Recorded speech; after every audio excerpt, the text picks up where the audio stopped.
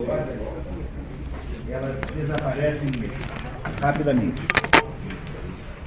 Então, queria convocá-los, então, por favor, para nós nos concentrarmos aqui. Esse é o início do nosso sétimo, exatamente o sétimo encontro do programa de SESI de Expedições pelo Mundo da Cultura em Curitiba.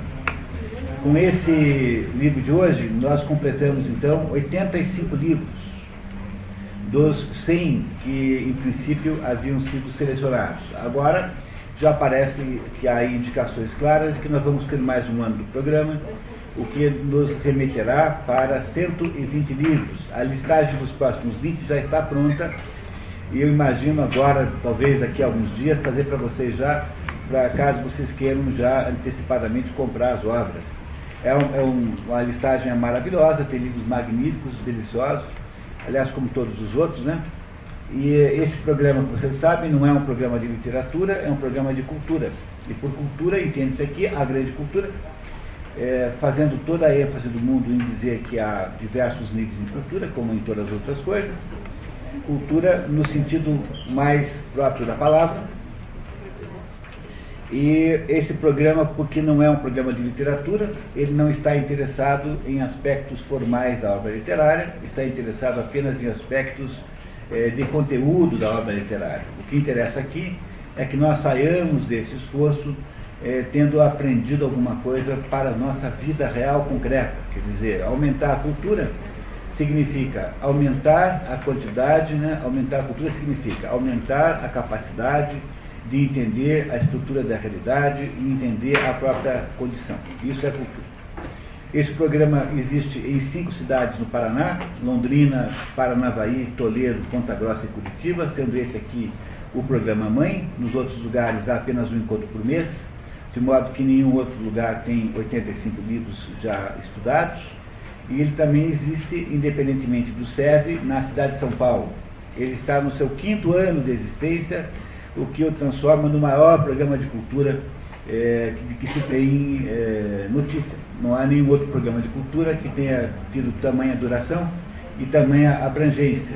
Nós, então, estamos fazendo esse exercício de passar, então, por essas 120 obras, entendê-las e incorporar o seu conteúdo à nossa consciência. Esse programa não exige a leitura prévia do livro, embora a recomende enormemente, mas como é muito difícil imaginar que vocês possam ler antes, então a gente sempre faz aqui um resumo que faz uma equalização do conhecimento narrativo. De modo geral, os livros aqui desse programa são livros de natureza ficcional, embora existam alguns livros ensaísticos, por exemplo, como nós já tivemos esse ano, as 6 doenças do espírito contemporâneo, e vamos ter também no próximo encontro sobre o Sermão da Montanha, um livro de Santo Agostinho, que faz uma porção de esclarecimentos do Sermão da Montanha, que é talvez a principal declaração que Jesus Cristo tenha feito, né? Dentro de todas as afirmações que fez Jesus Cristo, o Sermão da Montanha é aquela, digamos, mais importante e é fonte de inúmeros equívocos e má interpretações e, sobretudo, de implicâncias sem fim. Esse é o assunto do próximo livro. E eu também queria lembrá-los que estes 4 livros, os 3 que encerram hoje a trilogia, mais o Sermão da Montanha, estão de alguma maneira assemelhados, porque eles lidam com aspectos morais do trato da verdade, né? Tanto o Sermão da Montanha, obviamente, que os ultrapassa muito, mas aí um parentesco mesmo que longínquo entre os 3 últimos livros, incluindo o de hoje, que são o Tartufo, de Molière, o Pato Selvagem, de Henrik Ibsen, e hoje o nosso livro de Jakob Wassermann, chamado O Processo Mauritius, em alemão, Der Fall Mauritius, o caso Mauritius. Em português, aí traduzido, a única tradução que tem é essa, como o Processo Mauritius, quando o melhor seria o caso Maurícios, que teria sido o melhor como tradução. Bom, mas também não interessa. O que interessa é dizer que o nosso autor de hoje é um dos grandes escritores da história da humanidade. Há quem ache que Jakob Wassermann é o maior romancista em língua alemã de todos os tempos. É claro que há competidores muito fortes e muito poderosos, como, por exemplo, Hermann Hesse, como, por exemplo, Thomas Mann, como, por exemplo, até mesmo Goethe escreveu um grande romance, que nós, aliás, já estudamos aqui, que é Os Anos de Aprendizado de Wilhelm Meister. Enfim, é difícil saber quem é o maior de todos os tempos, mas você certamente colocará o Jacob Wassermann aí no primeiro pelotão, digamos, dos 10 maiores. Jacob Wassermann é judeu, e desses judeus que têm no judaísmo, de fato, um problema, não é? Há judeus para quem o judaísmo não é tão complicado, mas para esse era, e viveu não muito, né? Viveu antes do início da Segunda Guerra Mundial, viveu antes do afloramento total do nazismo, embora tenha já sofrido as consequências do nazismo, muito pequenas ainda, e ele afinal morre em 34, né? Não é isso? O Hitler sobe ao poder em 33, quando começa o nazismo, digamos, tecnicamente falando. O Hitler já existia antes, havia feito antes uma tentativa de golpe numa cervejaria em Munique. Não deu certo porque era uma cervejaria, senão tinha dado certo, ninguém levou muito a sério, não é? Mas o Hitler torna-se chanceler, no sentido, para nós brasileiros, chanceler é o nome que se dá aqui para o ministro das Relações Exteriores. Esse é o nome, o significado de chanceler no Brasil é ministro das Relações Exteriores. Para a Alemanha, não. Havia lá, no tempo em que Hitler subiu, ainda estava na República de Weimar. A República de Weimar foi a fórmula política inventada para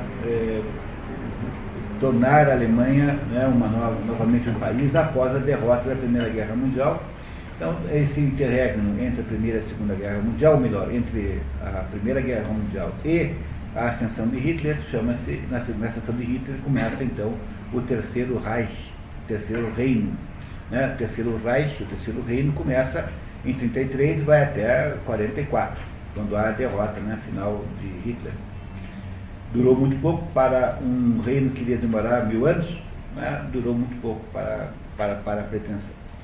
Pois até a ascensão de Hitler, a Alemanha então está sob a República de Weimar, que é uma fórmula mais ou menos artificial, imposta pelos aliados que venceram a Alemanha depois da Primeira Guerra Mundial. Uma solução péssima, medonha, que iria trazer consigo todo o ovo da serpente, que iria produzir o Hitler e as suas barbaridades. O que aconteceu aí foi que impôs-se à Alemanha um conjunto de exigências e de compensações tão estupidamente fora de propósito que produziram uma adesão da população alemã a qualquer um que aparecesse com uma abordagem que fosse de recuperação da possibilidade de vida. Né? Os alemães apoiaram o nazismo porque a situação em que eles viviam era estúpida. Aliás, o Lord Keynes, que não era um sujeito muito inteligente, mas tinha lá seus bons momentos, escreveu, quando houve o final da Primeira Guerra Mundial, escreveu um livro dizendo que aquele tratado de Versalhes que fez né, as condições de rendição da Alemanha estava ali dentro a garantia da próxima guerra, no que ele tinha total e completa razão. De fato, fizeram então um conjunto de ações tão draconianas que a Alemanha tornou-se uma economia inflacionadíssima, como a gente não viu que é aqui, porque nós tivemos aqui uma inflação muito alta, mas como aqui havia correção monetária, havia instrumentos de convívio com ela, então nós não sentimos nem de longe o que era a situação alemã em que o sujeito vendia um peno de manhã para comprar um pão desse tamanho de noite, com o dinheiro que ele tinha obtido com a venda do peno. Era essa mais ou menos a situação que havia lá. Havia o Brecht, por exemplo, esse sujeito, que era uma espécie de espertalhão. O Brecht dizia que comia de graça porque ele entrava nos restaurantes com notas tão grandes que era impossível fisicamente dar troco aquelas notas. Então era um sujeito que vivia, não tinha como cobrá-lo na prática e coisas assim do gênero. Esse clima extraordinário que deu origem à Segunda Guerra Mundial é um clima é uma situação que nós não sabemos muito bem como foi, ninguém aqui é capaz de entender isso, a não ser se houvesse aqui alguém que tivesse participado disso, coisa muito improvável, porque essa pessoa teria aí quase 100 anos, né? Teria que ter muito mais de 100 anos, porque teria que estar já adulta em 1915, 16, 17, 18, né?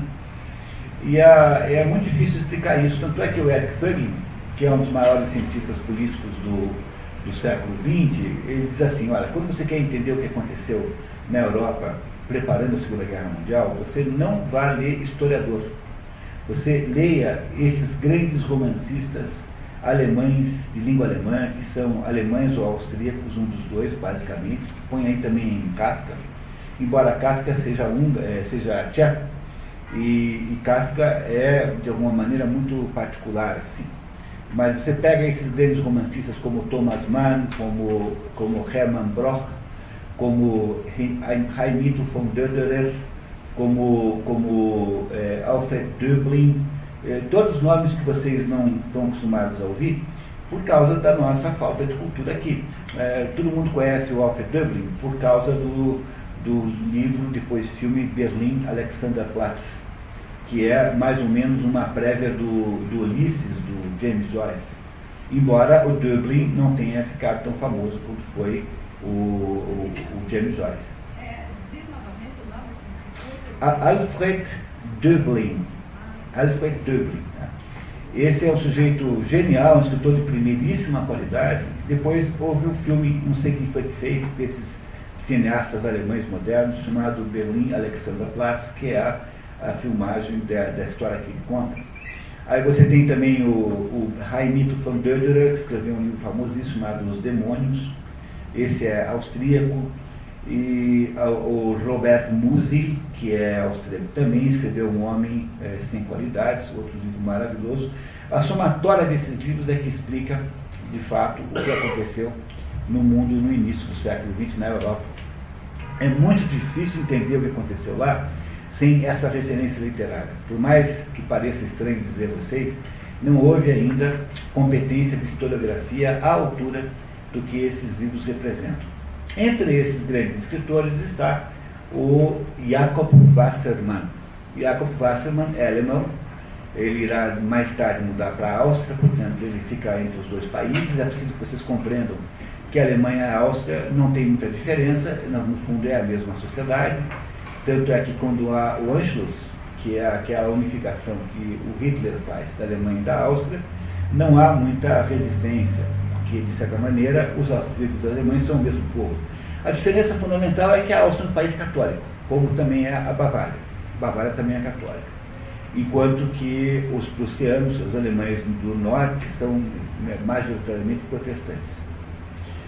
Tirando essa conotação religiosa, o resto é muito parecido. Logo, a Áustria é mais ou menos como se fosse um país artificial. Vamos falar aqui claramente, né? Mas ela tem todas as características de um país que não teria sentido ser um país, poderia ser um pedaço da Alemanha. Bom, mas não vamos debater isso também, apenas para mostrar a vocês que, digamos, nessa primavera literária que acontece no início do século XX, você tem aí escritores austríacos e alemães, alguns judeus, entre eles, que fazem em conjunto uma obra de uma significação tão extraordinária que ela é a única pista verdadeira para entender as coisas que aconteceram aí. Um dos maiores, digamos, coadjuvantes neste processo chama-se Jakob Wassermann. Jakob Wassermann é filho de um judeu de classe média baixa, pequeno comerciante, assim, que depois vai à falência, que não tinha vocação para nada a não ser para a literatura, embora tenha tentado fazer um curso de comércio, meio que pressionado pelos seus pais, né? Até numa perspectiva de herança do próprio negócio, e que acaba caindo, na verdade, no mundo intelectual e vai escrevendo livros aqui e acolá, e acaba, no final da vida, escrevendo 3 livros extraordinários que fazem uma trilogia. O primeiro desses livros é o objeto do nosso dia de hoje, chama-se O Processo Mauritius, ou Der Fall Mauritius, em alemão, o caso Mauritius. O segundo livro chama-se Etzel Andergast. E Etzel Andergast, vocês verão, é o nome da personagem principal do Processo Mauritius. E o terceiro livro chama-se Josef Kierkehofens Dritte Existenz, a terceira existência de José Kierkehofen, que é uma personagem também do segundo livro. Vocês o conhecerão hoje apenas por mim, porque ele não está citado no primeiro, Processo Maurício. O conjunto desses 3 livros dá uma ideia extraordinária de como foi que um povo mais educado do mundo, como foi que o povo mais extraordinariamente sofisticado do mundo, que é o povo alemão, foi capaz de fazer aquela barbaridade chamada nazismo. É uma coisa tão extraordinária que tem acontecido isso na Alemanha, um negócio tão incrível. O povo que fez metade da filosofia, que escreveu 95% da música erudita, o povo que fez contribuições civilizatórias extraordinárias, tenha caído numa coisa dessas, agora, há pouquíssimo tempo, porque tudo isso aconteceu ontem, numa perspectiva cronológica aí, é muito mais ampla, aconteceu tudo ontem. Só se compreende isso com enormes contribuições não especulativas, não científicas, mas tentando entender o conjunto de coisas que aconteceu, e ninguém explica melhor isso do que o Jakob Wassermann. Só que é preciso ler os 3 livros, pelo menos os 2 primeiros. O terceiro é muito difícil, porque nós não temos uma tradução em português da terceira existência de José Kierkehofen. Não há tradução em português.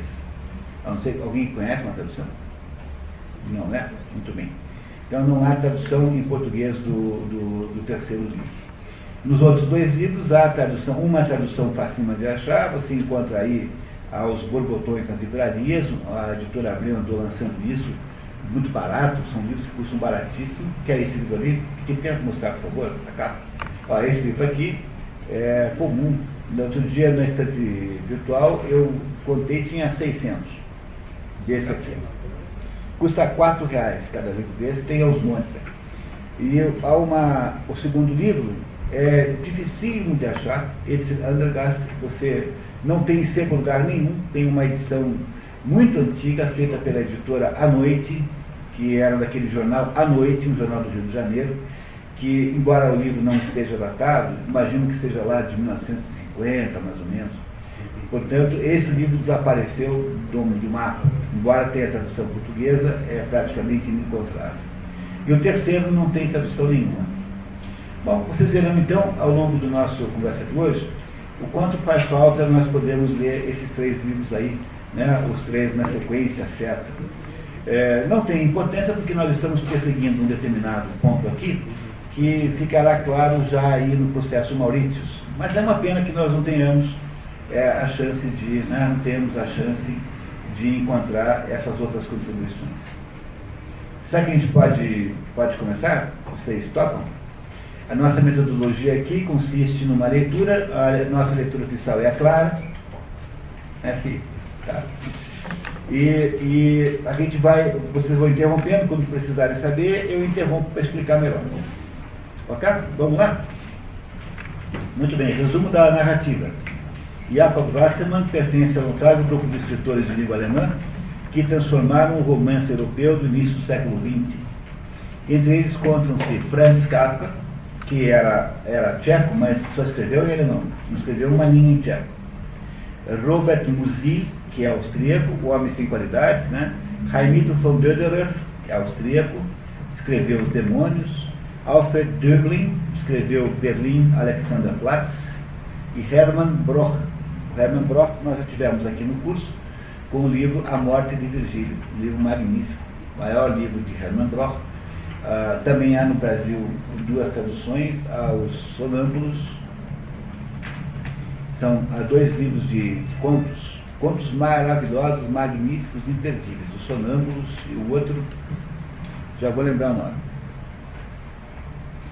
Com inovações estilísticas e um olhar agudo sobre a crise europeia entre guerras, estes autores estabeleceram as bases do romance contemporâneo.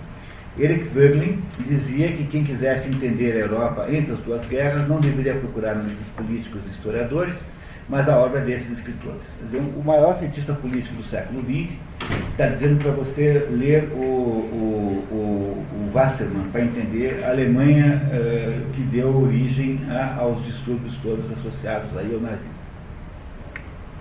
Jacob Wassermann é um grande escritor. Olavo de Carvalho diz dele tratar-se de um Dostoiévski do século XX. No entanto, por razões obscuras, Wassermann não tem a notoriedade a que faz jus. É difícil achar alguém que conheça Jacob Wassermann.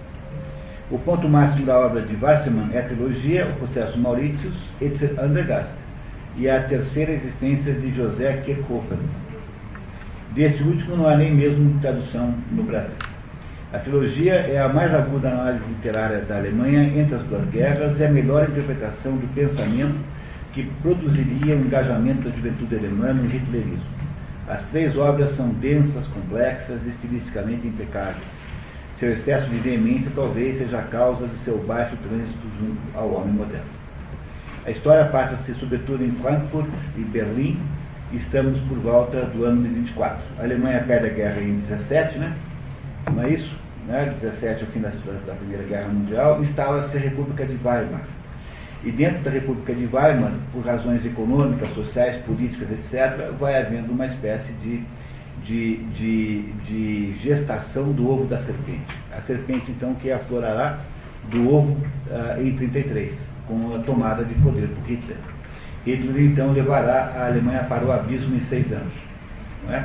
Conduzirá a Alemanha para o abismo dali a 6 anos. Não é isso? Pois não, dona Ingrid? República de Weimar é o nome que se dá ao sistema político alemão imposto pelos vencedores da Primeira Guerra Mundial, não é? Em que a Alemanha teve a capital em Weimar. Weimar é uma cidade importante porque o Goethe andou sendo importante lá em Weimar, uma cidade histórica muito importante, e foi a capital da Alemanha entre essas duas guerras. Né? Depois, acho que até antes, foi o Hitler que voltou para Berlim. O Hitler é que devolveu a Alemanha, a capital, para Berlim. Mas não tinha o fato de ter sido também pela Constituição de Weimar, em 19? Também, pela mesma razão. Tá? Mais uma pergunta que eu tenho muito a ver. Eu estudei literatura alemã e foi me dito pela professora que Schiller e Goethe, na verdade, estão no mesmo patamar. Schiller e Goethe? Schiller e Goethe. Só que Goethe era rico. E o Goethe queria se suicidar. Isso que fez o mal que aquele Werther lá, que na Alemanha. E o Schiller foi o que levantou o Goethe. Não, você tem capacidade, vai para frente, vai para isso é verdade.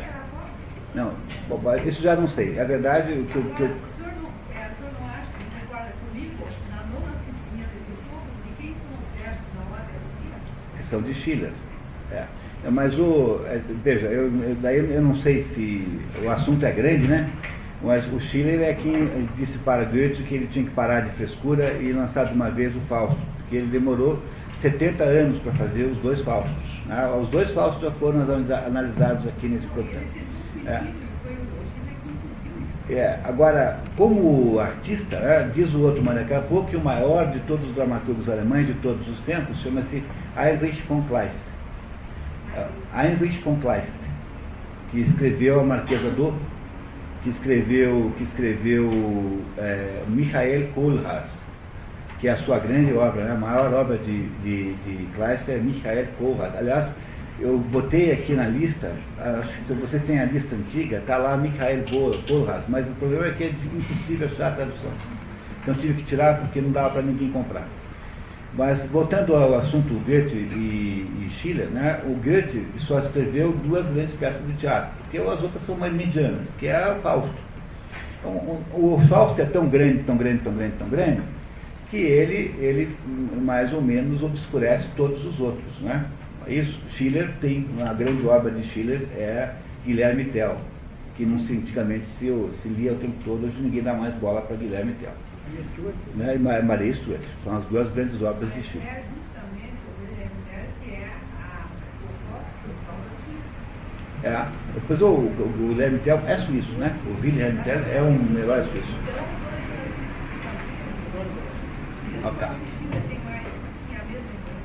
Bom, isso é muito difícil de dizer. Eu diria assim que o peso específico maior é de Goethe, por causa do Fausto. Aí você tem, obviamente, gênios, né? A gente maravilhosa. Nós podíamos fazer esse curso aqui nos próximos 50 anos, sem nenhuma espécie de monotonia, porque é tanta coisa para ler, né? É tanta coisa para ler que sempre terá alguma coisa que a gente pode ler na semana que vem. Bom, enfim, a história que vocês vão ler agora começa em Frankfurt e termina em Frankfurt. Ela tem um pedaço aí em que o nosso herói, chamado Edsel Andergast, vai para Berlim. E Edsel Andergast é um menino. A história toda está em torno de um rapazote de 16 anos, chamado Edsel Andergast. Edsel Andergast é filho de um juiz chamado Wolf Andergast. O pai dele é um homem muito importante, é um procurador-geral do Estado, quer dizer, é quase o maior de todos os funcionários públicos do setor judiciário, digamos assim, não é? Esse Wolf Andergast é um sujeito que tem uma vida austeríssima, é um homem de hábitos muito austeros, é um homem completamente frio, digamos assim, tem uma aparência daquele funcionário público de grande integridade, e de fato é de grande integridade, honestíssimo. E este homem, não é? Este homem havia, quando começou a sua carreira, quando ainda era juiz substituto e não era ainda procurador-geral, ou seja, 16 anos antes, ou 18 anos antes da história, ele havia começado a sua carreira sendo juiz num caso rumorosíssimo, em que um determinado Leonardo Mauritius acabou sendo condenado à morte e em seguida teve a sua pena comutada para a prisão perpétua. Esse Leonardo Mauritius havia matado a mulher que era mais velha do que ele, que tinha assim alguma riqueza enquanto ele não tinha nada, e que foi achado culpado, né, foi julgado culpado e foi encarcerado. Muito bem. Esse menino não existia ainda, né? O Edsel, filho do juiz, não existia ainda. O juiz fica muito importante, o juiz substituto fica notório com essa história, com esse julgamento importantíssimo, e casa-se mais ou menos nessa época em que está dando o julgamento. Ele conhece uma mulher chamada Sofia, que passará a ser depois sua mulher, Sofia Andergast, e tem com essa mulher um filho chamado Edsel Andergast, o único filho que o casal tem. Esse juiz vai mais ou menos crescendo na carreira judiciária, até que, aí mais ou menos quando o menino tem 4, 5 anos, o juiz descobre que a mulher dele, Sofia, tinha um amante. E um amante assim, constante, frequente. E ele então, para não ter nenhum escândalo, ele faz um acordo, usando todo o peso que ele tinha como, digamos, jurista, podendo criar, portanto, os meios jurídicos para tanto. Ele faz um acordo pelo qual a mãe, Sofia Andergast, desaparece, vai morar na Suíça, some de vista e abdica de qualquer espécie de poder maternal sobre o menino. Ou seja, ela vai embora, fez o amante assinar um documento e que era um falso testemunho, na verdade. Por causa disso, o sujeito depois, que é uma crise, se suicida. E aí, quando a gente começa a estudar essa história, o juiz Andergast, que agora é procurador-geral, portanto está no mais alto momento da sua carreira, ele vive numa casa com um filho que tem 16 anos, o Edsel.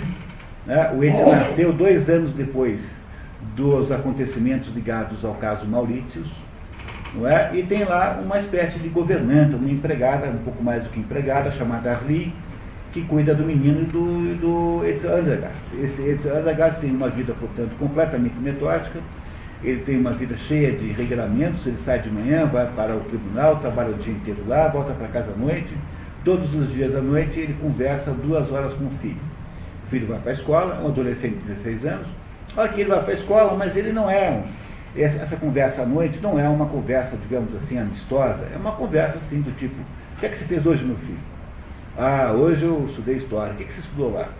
É uma conversa assim, digamos, mais ou menos formal, mesmo entre pai e filho mesmo, porque o barão, que é o Andergast é barão, né, o Wolf Andergast é barão, tem uma atitude muito cuidadosa, com muita distância. Isso não é uma coisa incomum na Alemanha. O pessoal que vem aqui para Curitiba de fora e acha que os curitibanos são frios, eles não sabem como é que é morar na Alemanha, como é que é morar nos países de verdade frios, em que as pessoas de verdade não têm absolutamente nenhuma relação pessoal. Nenhuma. Ninguém quer saber da sua vida. coisa. Não era exatamente assim. Quer dizer, ele era simpático na loja, em casa ele cobrava da gente, e era aquela conversa assim, eu dei a ordem, você cumpre, o que você fez hoje?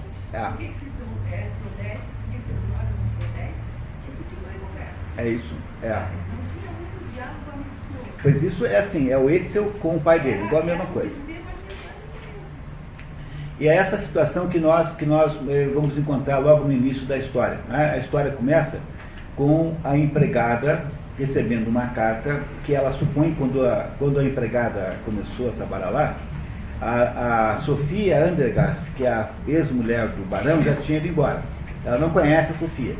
Mas de vez em quando vem uma carta da ex-mulher para o barão, então ela supõe, a empregada supõe que aquela carta venha da mãe do Etzel. Como a empregada de alguma maneira assumiu o Etzel como filho, porque ele é um moleque, né? Ela é uma senhora sem filhos, e ela fica o dia inteiro com aquele moleque em casa, de alguma maneira ela faz-se de mãe do Etzel. E aí começa com a empregada dizendo para o Etzel que havia chegado uma carta da mãe dela e da mãe dele da Suíça.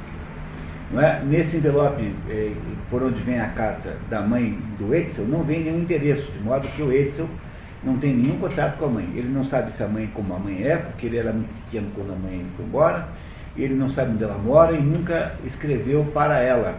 Essa é a situação que nós vamos encontrar aí no início da história. Ok? Vamos lá então? Então, filhas, essa fotografia aí, esse desenho é do Jacob Wassermann. Essa pessoa aí, desenhada, é o próprio Jacob Wassermann. Primeira parte, o valor da vida.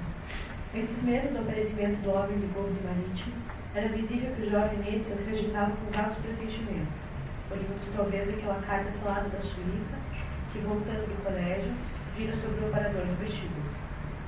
Apanhara e fixara atentamente com seus olhos miúdos. Há uma informação que você não tem a menor ideia do que há um homem de gorro de marítimo que tem perseguido o Etzel, quer dizer, tem frequentemente notado um homem em sua idade que usa um gorro de marítimo, ou seja, de marinheiro, que persegue a ele, Etzel, na rua.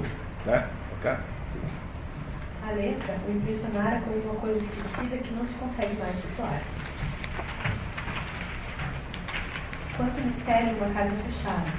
Aquela trazia, em letra redonda e rápida, que parecia cobrir maravilhosamente, o endereço do barão Wolf de Andergast.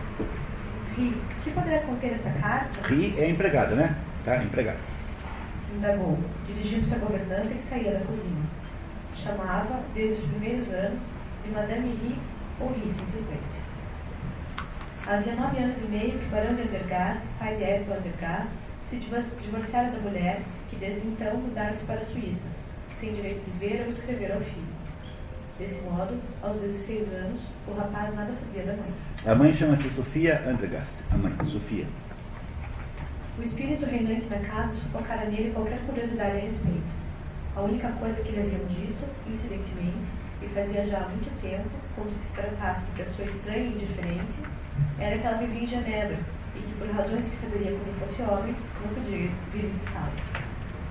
Etzel interroga a empregada sobre a frequência das casas de sua mãe, Sofia Andergast. Ela dá informações vagas. Com a mudança da mãe para a Suíça, Ria havia assumido o rapaz como seu próprio filho. Este erro constituía a sua felicidade. Esse escritor aí, pessoal, um escritor de primeiríssima qualidade, viu? O escritor é extraordinário. Um dos melhores escritores que eu já vi, que eu já conheci. É primeira qualidade, esse Jacob Wassermann. Muito, muito bom. Continuamos. A residência Andergast era austera e funcionava sob a coação moral que o barão Andergast, um importante procurador, exercia sobre todos. As relações pessoais na casa de Andergast eram estritamente formais, logo distantes. Cedo, Etzel familiarizara com essa noção de distância, embora sua natureza, inversa do pai, o levasse a se aproximar dos outros, tendência, aliás, que a sua miopia parecia acentuar exteriormente. Esse é um dado importante da história. O Etzel Andergast é míope, mas míope grave. Assim. É uma coisa importante, depois verão por quê. É importante que esse dado não seja desconsiderado por vocês na hora da análise. Etzel Andergast tinha um melhor amigo, Roberto Tillemann, um espírito agitado de opiniões radicais. Entre eles havia relações fundadas sobre o princípio das compensações. O grande e o pequeno, a lentidão de um e a vivacidade do outro, a rudeza de uma parte, a delicadeza de outra parte, completavam-se pelo próprio contraste. Etzel desejava muito falar a Roberto sobre as aparições do homem de gorro de marítimo, que ocupava e obscurecia sem descanso seus pensamentos. Segundo Etzel, essa estranha personagem também seguia seu pai, gerando nele, Etzel, um estado de desconfiança nervosa.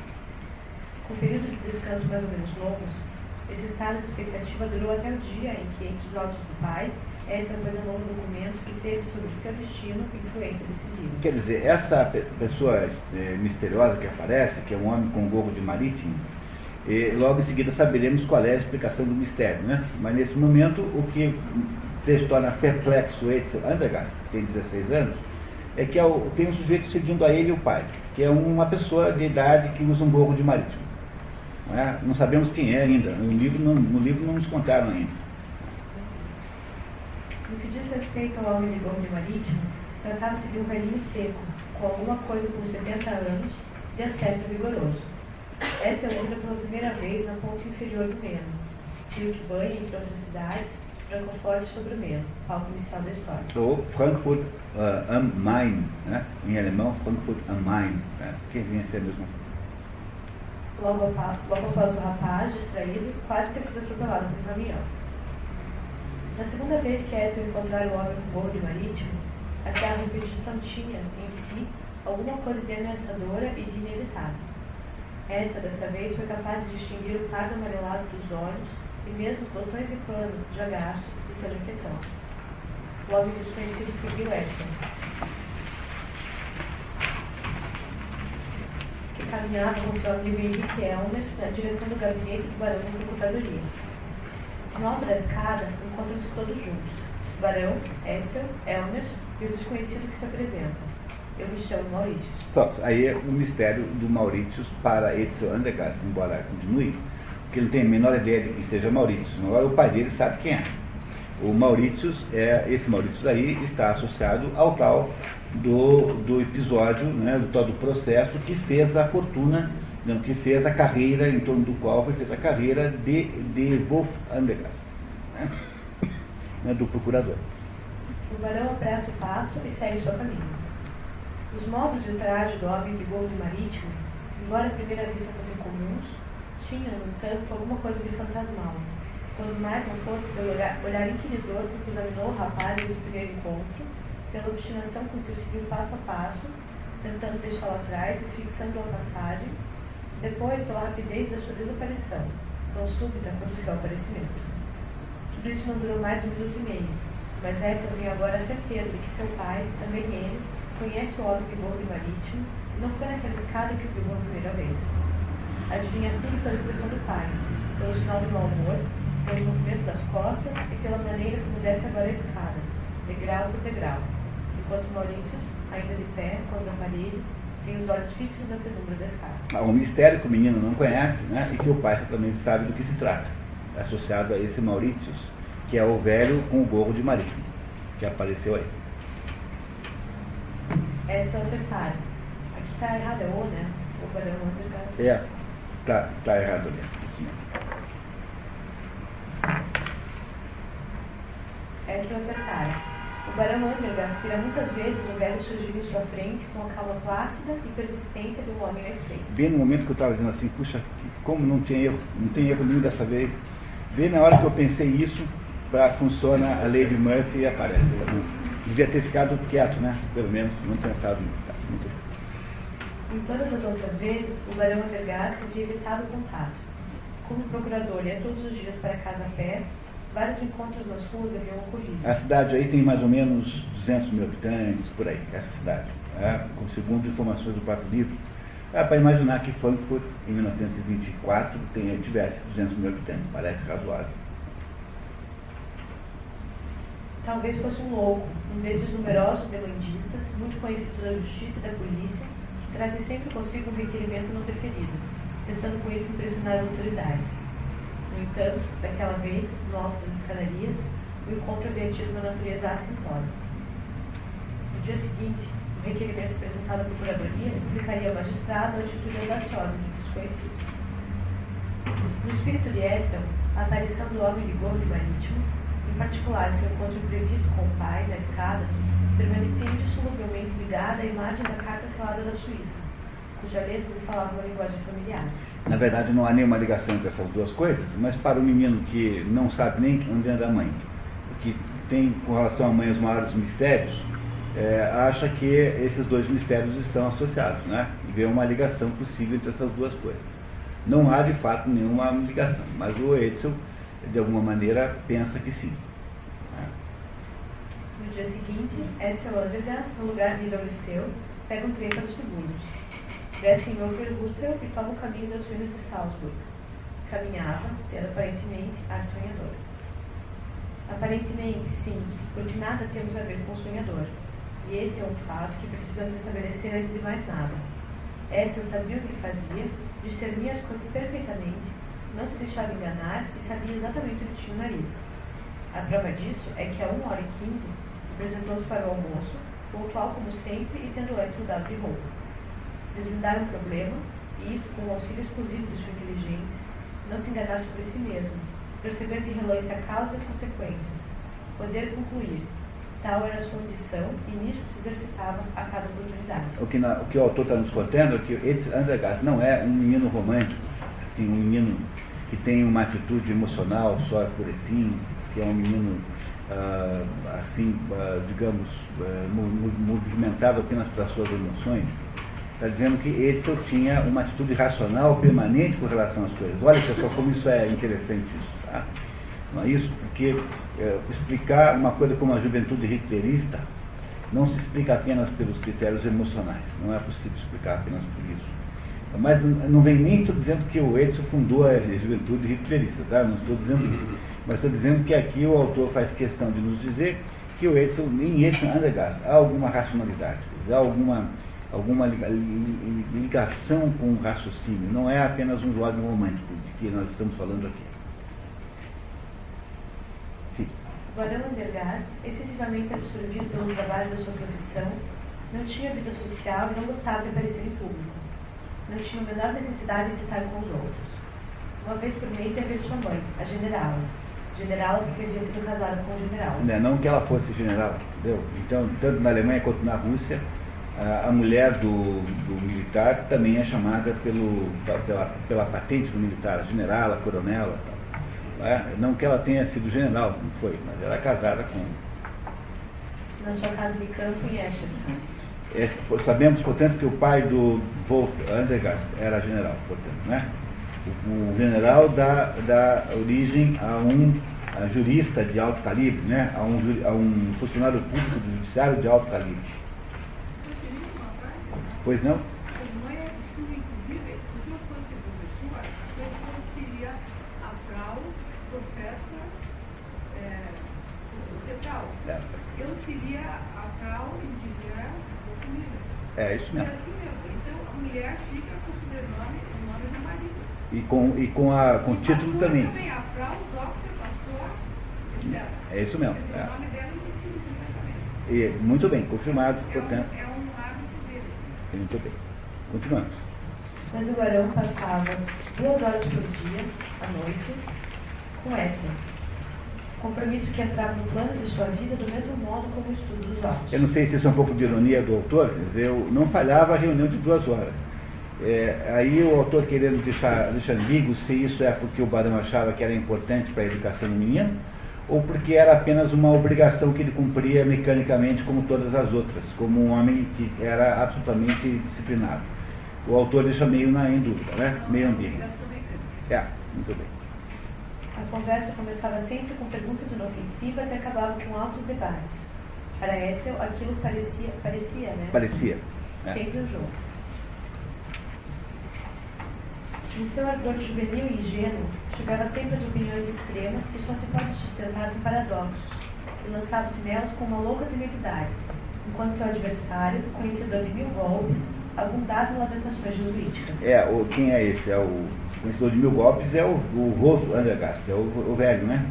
Não é? Jesuíticas porque há sempre uma conotação ligada à palavra jesuítico de ser uma conotação negativa. Os jesuítas estão sendo muito mal vistos pela comunidade internacional, sempre foram vistos como há uma tese de que são eles que dirigem a igreja, por exemplo, que há um papa um chamado Papa Negro, que é o verdadeiro Papa, que é o superior dos jesuítas. Entre as suspeitas sobre os jesuítas está, por incrível que pareça, a de que foram eles os afundadores do Titanic.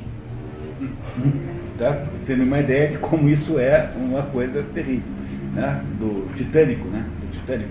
Né? Continuando. Você não é apenas batalhador, dizia o barão Andergast, olhando seu relógio de ouro, mas abusa das fitas e rodeios com os quais é preciso tomar cuidado. Então Edson olhava boquiaberto, o ar surpreso e desconfiado, porque seguramente não era aquele elogio que julgava bem merecido. Todas as noites, às 9h30, quando Edson deixava o escritório do seu pai, sentia-se despedido como depois de uma repreensão do diretor do liceu. Aquela conversa gerava no menino a sensação de que ele acabou de levar uma bronca. Todos os dias tomava uma bronca do pai, quando na verdade era para ser uma conversa, né? Então ele saía de lá sempre meio desmoralizado, assim, achando que a conversa foi só para implicar com ele, né? Edson e o barão mantinham controlada distância um do outro, alimentada pelo fato de o rapaz ver como uma torre inacessível, sem portas nem janelas, que se ergue bem alto, poderosa, e que da base ao topo guarda inúmeros segredos. Deve ser uma coisa comum entre pais e filhos, uma coisa dessa. Né? É mesmo aqui, deve ser uma coisa comum. Eu sou assim, filho. Não é assim de fazer. É porque ela está falando assim, porque ela está aqui do meu lado e não quer ver. Eu queria dar uma parte, eles são mais acessíveis na Bavária e na Áustria. Na Alemanha do Norte são mais frios. São mais duros, isso. Havia muito tempo que Edson conhecia sua fama de severidade, de implacabilidade, de inflexibilidade de princípios. Não chamava seu pai de Andergast o sanguinário? Injustamente, por certo, porque se deixara penetrar até o âmago pela consciência da nobreza superior do seu dever e do seu mistério. Tá. Vocês estão entendendo a história, pessoal? Esse sujeito não conta bem a história? É muito bem contada essa história, é uma maravilha, uma beleza. Tá? Muito bem. Então temos aí mais ou menos um segredo, um mistério. Quem é Mauritius? Temos uma mãe desaparecida, temos um homem muito rígido, muito duro, muito implacável, que tem também a rigidez de convocar o filho para reuniões diárias de 2 horas, o que não é nada pouco, tá? É muito, é isso? Das 7h30 às 9h30, todo dia os dois conversam, porém mantendo uma certa distância, que promovida por essa a natureza do pai, uma natureza inacessível. Assim. Vamos em frente, filho. Um advogado amigo do barão vira Edson na véspera na estação de Oberússia e havia comentado com o procurador o fato inusitado do rapaz andar por ali sozinho na hora da escola. O barão Andergast sabia, portanto, das aventuras do filho, mas a conversa daquela noite versava sobre o assunto da noite anterior, quando Edson ousara pôr em dúvida a legitimidade de um julgamento no processo político. A audácia espantosa, verdadeira ruptura do cerimonial consagrado. Vocês não acham que um menino de 16 anos entrar no mérito do julgamento político? Não é? Quer dizer, o barão ficou meio escandalizado com a audácia do menino. 16 anos, você não sabe quase nada da vida. Não é? É muito difícil achar alguém com 16 anos que seja maduro. Talvez uma menina ou outra, mas mesmo assim é difícil. É muito difícil achar alguém. Às vezes achar alguém com 50 já está ficando mais difícil de achar alguém com 50 maduro, imagine com 16. Né? Não é? Então é difícil de você encontrar alguém. Então um menino de 16 anos que tem opiniões muito fortes sobre assuntos que estão muito, muito além da sua compreensão, parece um pouco exagerado, não é? Parece um pouco fora de propósito.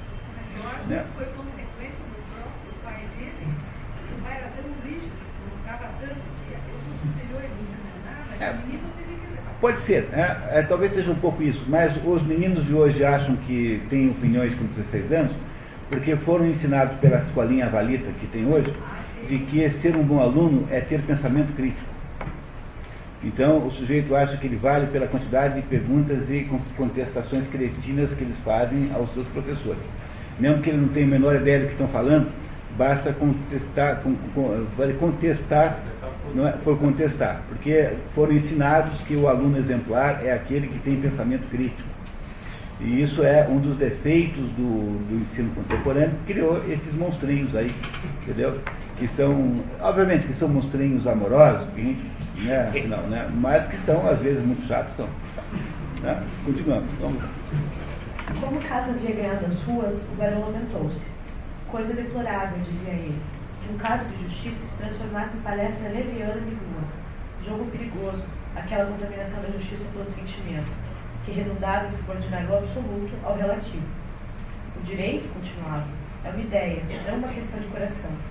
O direito não é um compromisso arbitrariamente estabelecido entre as partes, mas uma instituição sagrada e eterna, verdadeira e de valor intangível desde que existem juízes que condenam os culpados e códigos que classificam os delitos curativos. Isso em alemão chama-se Recht ist Recht. Certo é certo. Está certo, errado está errado. Quer dizer, o Barão, que tem uma visão absolutista do direito, de que o direito é absoluto e não relativo, ele não é para ser contaminado com questões de natureza sentimental. De certo modo, ele tem razão mesmo, porque basta você botar sentimentalismo no negócio que já não tem mais direito nenhum. Então, quando há, por exemplo, um assassinato muito chocante, no dia seguinte, todos os apresentadores de televisão vão dizer assim: como é que um advogado vai ter coragem de defender esse monstro? Se não tiver defesa do maior monstro que seja, acabou o direito, não tem mais direito nenhum. Alguém tem que ir lá defender, mesmo que o sujeito não seja muito feliz de fazer isso. A existência da justiça pressupõe o contraditório. Não é possível, portanto, você linchar as pessoas pela opinião dos apresentadores de televisão. Não se deve fazer assim. Por isso aqui a justiça tem a obrigação de ser cuidadosa, ponderada, deixar as coisas esfriarem. E em muitos lugares do mundo, quando há um crime assim muito chocante, o julgamento nunca é feito na cidade, na comarca onde houve o crime. Você tem que botar o julgamento numa comarca longe, para que não se contamine o julgamento com os ódios, enfim, envolvidos naquela coisa. É uma coisa completamente de bom senso, tem que ser assim, senão não dá certo. Como é que faz? Não é? O juiz está querendo dizer que esse negócio de... E aqui nasce uma contradição muito interessante, que é bom vocês prestarem atenção. Embora o menino tem um discurso de que ele é um sujeito racional e está olhando para as coisas do seu ponto de vista objetivo. No entanto, todas as vezes que ele é criticado, critica-se nele o fato de que ele está demasiadamente envolvido emocionalmente com o problema. O fato de haver essa contradição não é uma contradição da história em si, mas pode ser que ela represente o fato de que o menino, embora ache-se muito objetivo e muito direto, ele no fundo não percebe que ele é envolvido emocionalmente com o problema. Mas deixa eu amadurecer esse ponto, não perco isso de vista, que vai ficando cada vez mais claro. Quando Edson está deixando o gabinete, como sempre, às 9h30, Edson vira-se e pergunta: quem é esse Maurício, meu pai? Antes disso, interrogar a Rita sem sucesso. O barão diz não se tratar de assunto de que podem falar um com o outro. Edson resolve escrever uma carta para sua mãe, em que se queixa de, naquela idade, ter os pés e os punhos atados. Lamenta-se. Talvez que, uma vez desfeitos os laços, se esteja para sempre subjugado e paralisado. É isso, sem dúvida, o que eles querem. Esse está se lamentando na carta, tá? Isso é o texto da carta. É indispensável que se seja dominado. A você também dominaram? Não quererá dizer o que devo fazer para que nos possamos encontrar? Farei o que quiser, mas é preciso guardar segredo. Você deve compreender por quê. Ele sempre sabe de tudo. O pai, né? O barão, né? É imprescindível que essa carta permaneça secreta. Ficarei adulto com o tempo, mas isso vem vindo com uma lentidão desesperadora. Não conseguirão subjugar. Você pode acreditar. Quando vi a carta no vestíbulo, eu como se um raio caísse no meu cérebro. Gostaria de saber o que aconteceu. Você me compreende, não? Sinto que foi injusto para com você. É verdade? Há ainda alguma coisa que preciso falar. É da abominável quantidade de injustiças que chegam todos os dias aos nossos ouvidos. É necessário que você saiba que de todas as coisas do mundo, a injustiça é a que me causa mais horror. E aí? Entendendo quem é Edson Andergast agora? E Edson Andergast é um menino de 16 anos revoltado com as injustiças do mundo. Um menino de 16 anos revoltado com as injustiças do mundo. Isso é Edson Andergast. O rapaz dá-se conta de que não tem nem mesmo endereço para enviar a carta à Suíça. E, além disso, teve o pai. Criança, imaginava o pai residindo no centro do universo, escrevendo as faltas e os crimes de todas as pessoas da cidade em uma mesa de mármore, com um estilete também de mármore. Acabou fechando a carta sobrescrita no envelope. A minha mãe, não sei onde. Edson Andergast era admirador do escritor Melchior Pisers, de quem havia recebido 2 cartas. Melchior Guizos era um deus para Edson. Cada frase dos seus livros constituía uma revelação. Somente os jovens de 16 anos podem ressentir uma tal veneração por um autor. E unicamente um espírito cujo ardor ainda está inteiramente concentrado é capaz de guardar um fogo tão puro. Naquela noite, antes de dormir, Edson pegou os livros dos Guizos para ler. Estão compreendendo o que está acontecendo aí? O menino, aos pouquinhos, está entrando no conhecimento de que, nesse assunto aí chamado Maurícios, houve um problema, houve uma injustiça. Sendo o menino como é, vocês estão reparando como ele é, vocês devem imaginar que é onde é que isso vai nos levar, né? Mais ou menos numa espécie de rebelião absoluta que ele fará contra o próprio pai, né? Vamos lá, vamos esperar chegar a isso. A general Andergast pertencia a um desses tipos de mulher que está a caminho de desaparecer. Tinha a voz clara e fresca como a de uma moça. Depois da morte do marido, que fora mau, tirânico e hipocondríaco, começara a viver e fizera grandes viagens. Ocupava-se com a pintura. Não se entendia com o filho, o curador-geral. A seu ver, ele era muito autoritário e fazia lembrar-se do marido morto. A mãe não lhe perdoava a dureza com que condenara a mulher ao exílio. Esse eu acho a avó encantadora. Sozinha, continha mais mistérios que a maior parte das pessoas com as quais tinha contato. Esta senhora Cecília, o nome da avó é Cecília Andergast, passava o dia inteiro pintando na sua propriedade, ela, né, fora de Frankfurt, numa cidadezinha ao lado, e era, digamos, o contrário do filho, né? O que o filho tem de rígido, ela tem de complacente, de flexível, etc. Esse é o almoço com a avó. Pergunta-lhe sobre o nome Maurícios. A avó fica paralisada com a pergunta. Era o nome do qual se exalavam trevas. Pronunciando ou ouvindo, vinha quase um sopro gelado e um odor de mofo, como se abrisse a porta do porão. Recordações de catástrofe surgiam na memória. Visões desaparecidas retomavam forma e automaticamente suscitavam o horror que antigamente traziam a cidade, a região e mesmo o país inteiro. A velha senhora não quer retomar uma história que, segundo ela, havia acontecido 18 anos antes, 2 anos antes do nascimento do neto. O processo havia posto o barão Andergast, na época apenas juiz substituto, em evidência. Sem a atuação do barão, Maurício teria sido finalmente absolvido. A avó começa a recuperar a memória do crime, enfatizando que havia sido um caso terrível, que havia mobilizado a opinião pública. Durante semanas só se falou nisso. Embora condenado, Maurício havia afirmado sua inocência até o fim. Embora jovem, então com 26 anos, Maurício possuía posição social e autoridade como historiador de arte, tendo escrito um ensaio importante da influência da religião sobre as artes plásticas do século XIX.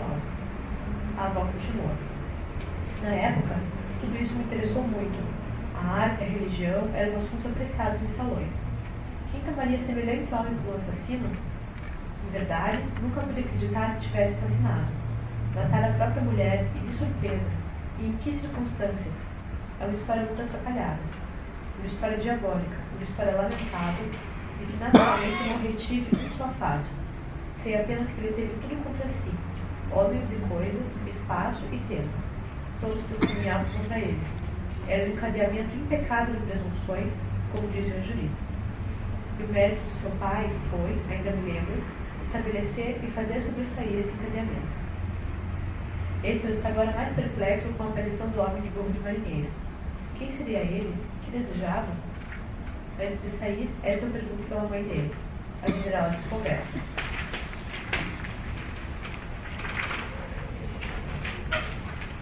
O Dr. Camilo Raff, professor de Edson, queixa-se a Roberto Tiedemann. O que tem ele? Você sabe? Raff pede a Tiedemann que investigue Edson Andergast. Alguma coisa está acontecendo com esse menino, porque o professor também está notando que ele está mudando o seu comportamento. Então é um menino de 16 anos que, por alguma razão desconhecida pelos seus amigos, né, enfim, convivas, está mudando de comportamento. O que será que está acontecendo? O professor notou, pediu que um colega de Edson fizesse uma investigação, fosse falar com ele. Edson descobriu no gabinete de seu pai um requerimento de indulto constituído por Pedro Paulo Maurícios em favor de seu filho Otto Leonardo Maurícios, há 18 anos e 5 meses, detido na prisão de Cresce.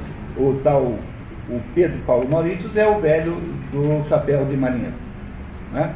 Não é isso? Quer dizer, o velho me entregou, depois daquele encontro na escada, o velho entregou ao juiz um pedido de indulto, que houvesse um perdão ao Otto Leonardo Maurício, é sempre chamado de Leonardo aqui, nunca de Otto, e esse indulto, as razões pelas quais se pediu o indulto estão arroladas nesse requerimento. Edsel, reconhecendo que utilizou meios condenáveis para obter a informação, justifica-se invocando as circunstâncias que não lhe permitiram escolha. Meios condenáveis é ficar lá mexendo na gaveta do pai, né? Pensa em fazer o mesmo com a carta de sua mãe, que supõe estar trancada em uma das gavetas. Edsel distrai Ri, pedindo-lhe que lhe faça sonhos recheados, e mergulha na leitura do pedido de Ri. A Ri, que é como se fosse mãe dele, né? Ficou lá 3 horas lá fazendo sonhos lá, enquanto isso ele ficou 3 horas bibliotecando os documentos do pai. Em 2 lugares consta o nome de Gregório Paredes, que parecia ter sido uma das principais testemunhas. O autor do requerimento parece acusá-lo de falso testemunho. O paradeiro de Paredes era dado por desconhecido. Nos feriados de Páscoa que se seguem, Edsel disfarça seu verdadeiro estado de espírito, dando a impressão que estava de bom humor e alegre. Veja, começou a ficar esperto, né? É isso, tá. Como supor que escondesse intenções tão opostas às do rapaz gentil, do filho modelo que hipocritamente representava? Por enquanto, porém, tudo ainda estava ingérito. Talvez mesmo o rapaz não soubesse muita coisa do que com ele se passava. É isso que eu acabo de chamar de hipocrisia, pois é simplesmente fruto da resolução tomada de resolver tudo por si mesmo, de esclarecer unicamente com a própria inteligência que permaneceu obscuro e não se deixar levar por nenhuma divagação sentimental, por nenhum inútil devaneio. Calcula que 18 anos e 5 meses são 221 meses, ou aproximadamente 6.630 dias. Atenção, 6.630 dias e 6.630 noites, porque é preciso distinguir, os dias e as noites são coisas diferentes. Que tempo é esse? O tempo em que o Maurício está preso. Né? O tempo em que o Leonardo Maurício está preso. E veio o sentimento do que devia ter se passado com o outro durante aquele tempo.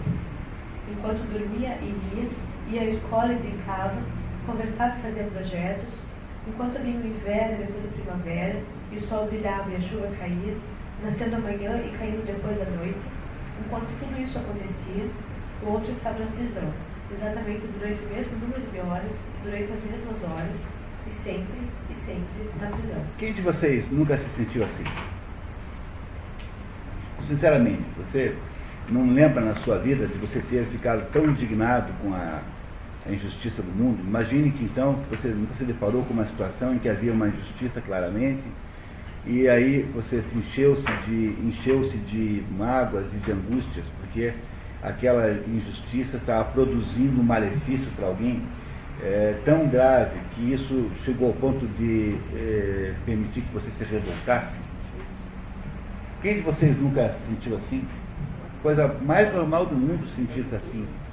Será que nós todos não nos sentimos assim? Todos nós que não tínhamos 16 anos. Não, hoje em dia... Hoje em dia menos, eu acho, né? Não, hoje em dia também podemos sentir assim a vida inteira, né? Agora, quando o normal é que a gente tem essa atitude com 16 anos, né? Não é isso. Mas essa é uma atitude completamente normal, quer dizer, os adolescentes são desse jeito. Não há nada de estranho nesse comportamento, portanto. É isso. Filha, continuamos. No dia seguinte, às 4 horas da tarde, Edsel visita de entrevista seu amigo Robert Tilleman, cujos pais, como sempre, estavam brigados e ele, consequentemente, constrangido. Que fatalidade fizera com que Andrew estivesse precisamente naquele dia? Edsel diz ao amigo que não gostava de falar de assuntos de família, assunto próprio de moças, mas não tinha outro amigo. Expõe a Roberto a situação de sua mãe, dizendo não poder obter nada de Ri, de sua avó ou de seu pai. Meu pai deve estar envolvido nisso. Edsel diz estar diante de uma verdadeira conspiração, de um verdadeiro complô. No coração desta conspiração, ou no centro desta aliança, ou por fora, está meu pai. Muito simbólico isso, né? Não é? Quer dizer, na hora que ele atribui ao pai o coração de todas as conspirações do mundo, no fundo, aqui não há muita possibilidade de leitura simbólica numa obra dessa aqui, tão contemporânea assim, mas aí você sempre desconfia de que aqui uma certa revolta contra o espírito. Quer dizer, é como aquele sujeito diz assim: puxa, mas como Deus é mau, né? Como Deus fez tudo errado, como Deus está equivocado, como Deus é incompetente. É o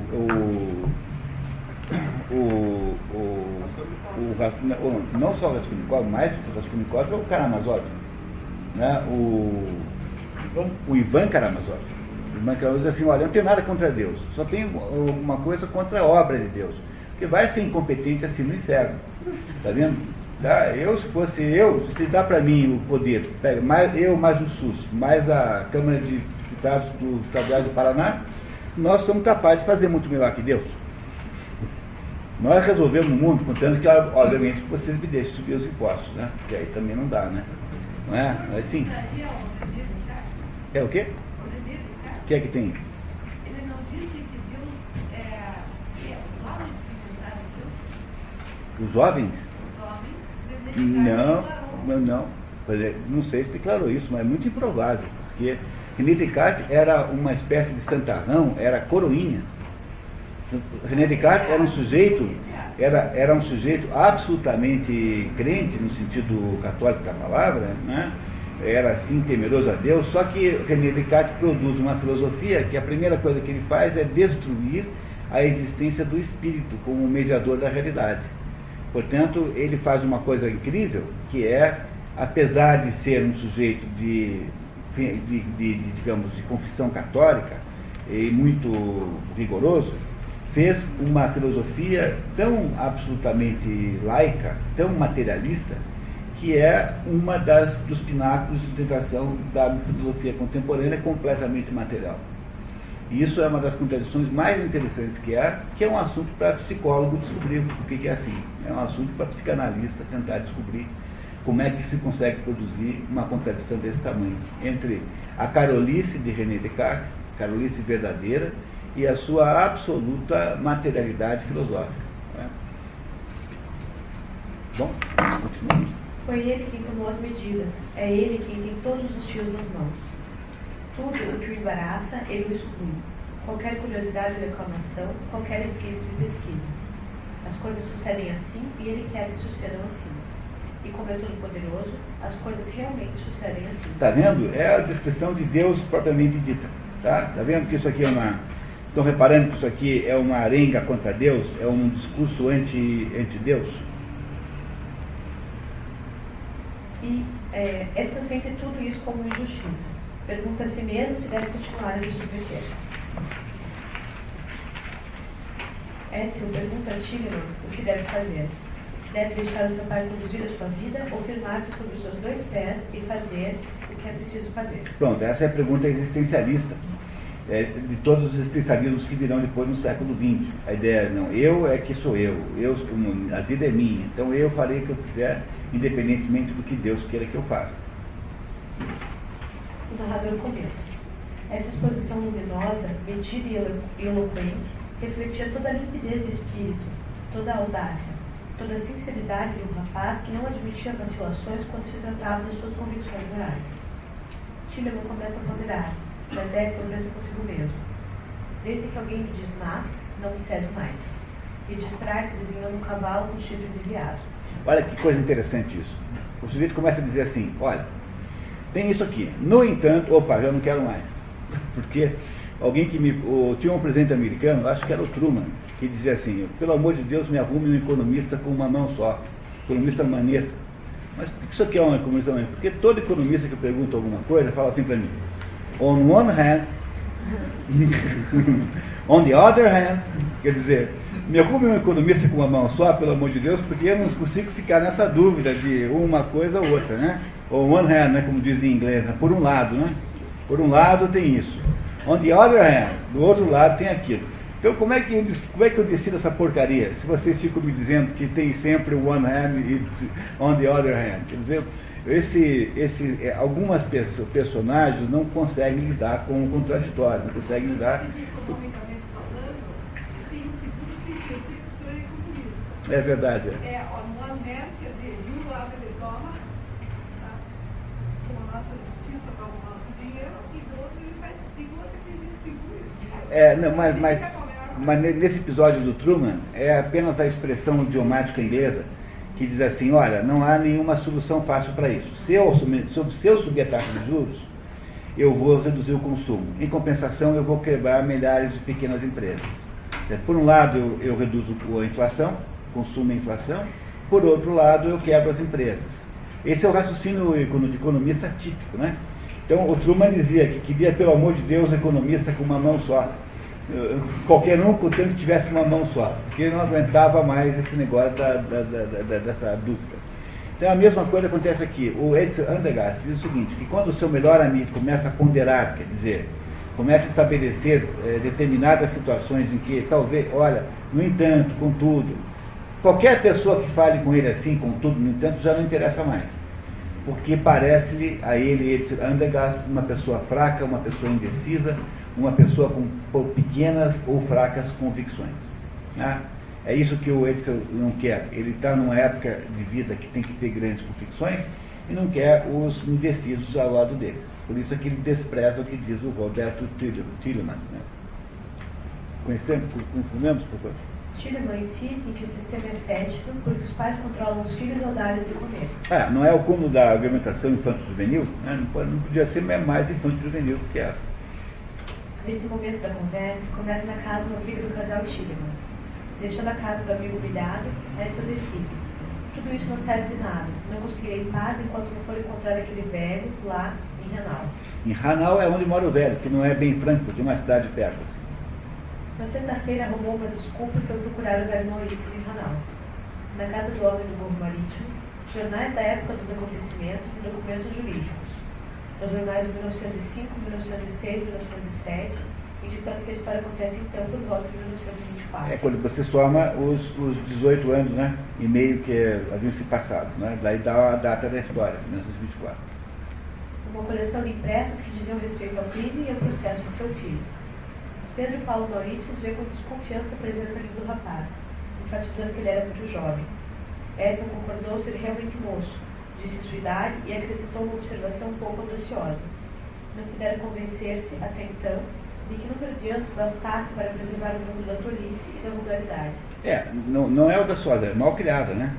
Uma observação desse eu sou jovem, mas eu não sou vulgar e tolo, como o senhor que é velho é vulgar e tolo. Esse que ele falou do homem. Não foi muito educado, né, digamos assim. Nada diferente dos adolescentes modernos, muito parecido, né? Muito bem. O velho Maurício havia ganhado a vida cultivando vinhedos perto de Georg Hansen. Em 1804, uma epidemia de tifo lhe havia levado a mulher, a menina e 2 de seus filhos homens. Sobrara Leonardo, com 20 anos, que estudava em Bonn. Leonardo já era... Desculpe, pessoal, tem um erro aqui, é 1904, tá? Não é 1804, 1904. Leonardo já era o filho predileto do pai. Com a morte dos outros, transformou-se em ídolo. O pai tudo fazia por ele, mesmo coisas acima de sua capacidade econômica. Leonardo, com 22 anos, havia se casado com ele e Renswood, ele e Anne quando solteira. Viúva de um rico fabricante de papel, sem avisar o pai, que o soube a posteriori por intermédio de umas poucas linhas lacônicas. O velho ficou magoado, tendo despedido do casal no cumprimento com o filho, que também ofendeu-se. Reparem, né? O velho tudo fez para que o filho desse certo, só sobrou o filho, só sobrou esse Leonardo. De todos os filhos que ele tinha, sobrou só o filho. E fez tudo que pôde, aí o filho casa sem avisá-lo, sem falar com ele antes, e ele só depois comunica ao pai que tinha casado com essa Ellie. Não parece uma coisa que de fato merece algum incômodo, né? Acho que o incômodo do velho é justificado. Não é? Não parece a vocês? Não é um pouco de desconsideração? Tá?